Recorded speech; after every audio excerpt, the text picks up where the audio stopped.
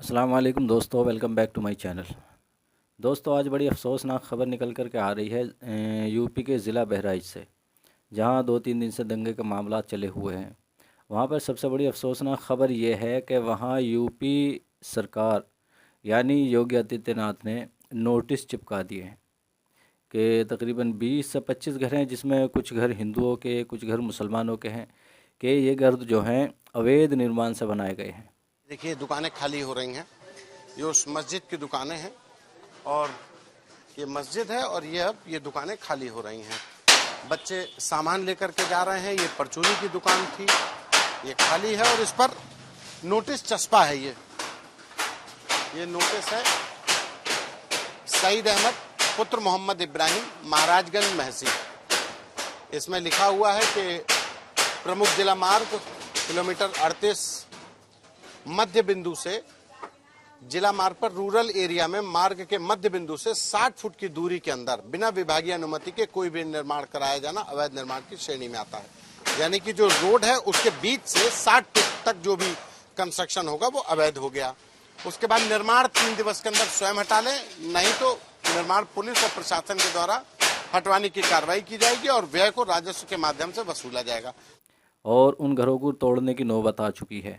और नौबत भी ये क्या कि 3 दिन का उन लोगों को वक्त मिला है कि 3 दिन के अंदर अंदर अगर तुम लोग ये घर खाली नहीं करते हो तो इसमें जो खर्च होएगा घर तोड़ने के लिए, जो बुलडोज़र आएंगे और उनका जो खर्च होएगा वो खर्च भी तुम लोगों को अपनी जेब से भरना पड़ेगा। मेरा एक सवाल है दोस्तों कि ये जो घर तोड़ने की नौबत आई है या हिंसा का जो ये मामला शुरू हुआ है, ये जो बहराइच में हिंसा हुई है, इसकी शुरुआत कहाँ से हुई है? कभी इस बात पर गौर दिया आपने कि ये शुरुआत करने वाला था कौन बंदा? एक घर है किसी मुसलमान का, उसके ऊपर एक हरा झंडा लगा हुआ है। चलो लगा हुआ है, तुम भी अपने अलग भगवा कलर के झंडे लगाते हो, मुसलमान हरे कलर के झंडे लगाते हैं, तुम्हारी अपनी रैली निकल रही है, तो तुम्हें क्या ज़रूरत है किसी के यहाँ पर किसी के घर पर चढ़कर झंडा उखाड़ने की या फिर अपना भगवा झंडा लहराने की? और बात यहीं नहीं रुकती दोस्तों, वहाँ पर पुलिस प्रशासन भी मौजूद है। ये बहुत बड़ी बात है ये कि पुलिस प्रशासन के मौजूद होते हुए इतनी बड़ी हरकत हो गई और फिर कहीं से गोली चल जाती है। गोली उस लड़के को लगती है सीधी और वहीं वो लड़का ढेर हो जाता है। अब सवाल ये पैदा होता है कि ये गोली चलाई किसने? कि जवाब कोई दे पाएगा?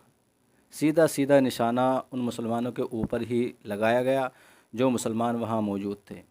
भाई, जो तुम्हारी रैली निकल रही है, अपनी रैलियाँ सीधी निकालते। अक्सर आपने दोस्तों देखा होगा कि जो भी इनकी रैलियाँ निकलती हैं, ये जो भी इनके जुलूस निकलते हैं, वो अगर मुसलमानों की तरफ रास्ता नहीं जाता तो उधर को ख़ास तौर से रास्ता कर दिया जाता है।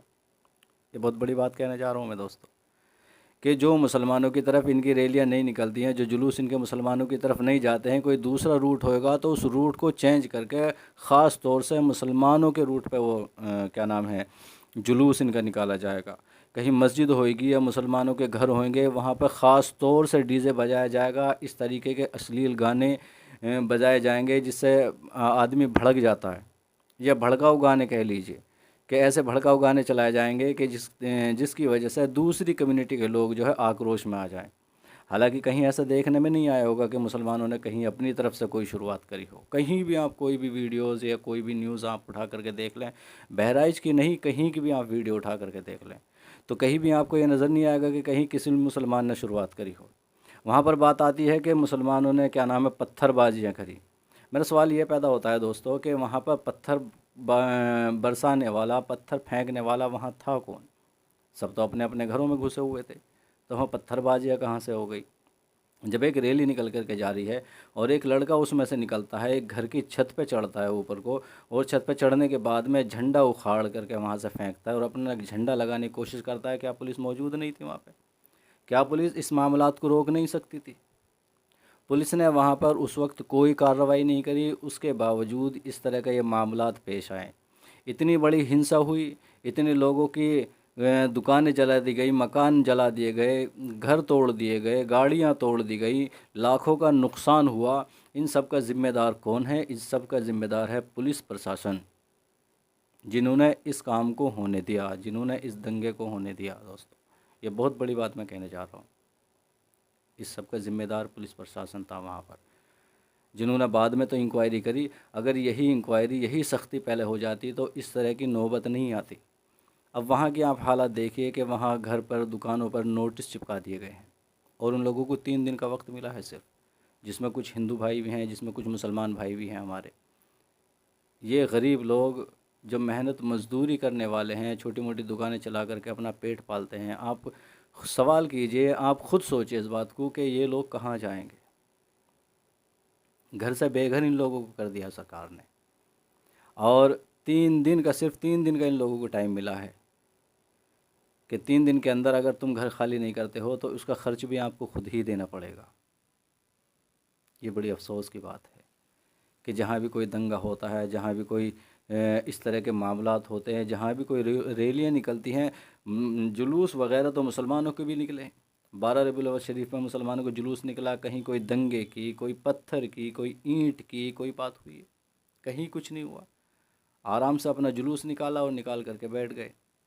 लेकिन जहाँ भी, कहीं कभी भी आप देख लीजिए कि जहाँ भी ये जुलूस निकलता है किसी भी तरीके का, वहाँ कोई ना कोई लफड़ा आपको देखने को ज़रूर मिलेगा। कहीं पत्थरबाजियों के मामलात पेश आते हैं, तो कहीं लड़ाई झगड़ों के मामलात पेश आते हैं, तो कहीं डीजे फीजे तोड़ने फोड़ने के मामलात पेश आते हैं। आखिर आते क्यों हैं? और फिर एक ही कम्युनिटी को घेर क्यों लिया जाता है? फिर दूसरा जो शख्स है, दूसरे जो लोग हैं, उन लोगों के ऊपर कार्रवाई क्यों नहीं होती? ये जितनी भी कार्रवाई आप देख रहे हैं, ये तमाम एक कम्युनिटी की तरफ है।